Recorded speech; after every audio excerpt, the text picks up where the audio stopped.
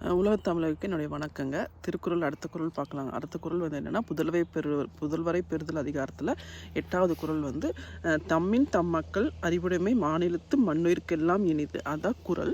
அதோட பொருள் என்னென்னாங்கன்னா, தன்னை விட தன் பெற்ற பிள்ளைகள் வந்து ரொம்ப அறிவாளிகளாக இருந்தாங்கன்னா அது வந்து உலகத்துக்கு பயன்படுங்கிற விதத்தில் வந்து பெற்றவங்க ரொம்ப சந்தோஷப்படுவாங்க. அதுதான் அது அது பயனை அனுபவிப்பாங்க உலகத்து மக்கள். அது வந்து பெரிய சந்தோஷம் தரும் பெற்றவங்களுக்கு அப்படின்னு சொல்கிறார் வள்ளுவர். அது எப்படின்னா, இப்போ வந்து ராமாயணம் பார்த்தீங்கன்னா, ராமாயணத்தில் தசரதர் வந்து ராமரோட அறிவு பார்த்து ரொம்ப மகிழ்ச்சி அடைவார்.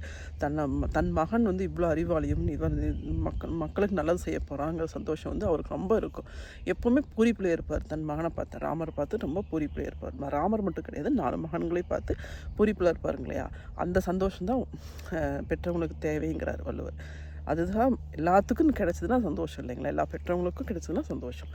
ஓகே, குறளை பாருங்கள், உங்களுக்கு கருத்து சொல்லுங்கள். தேங்க்யூ.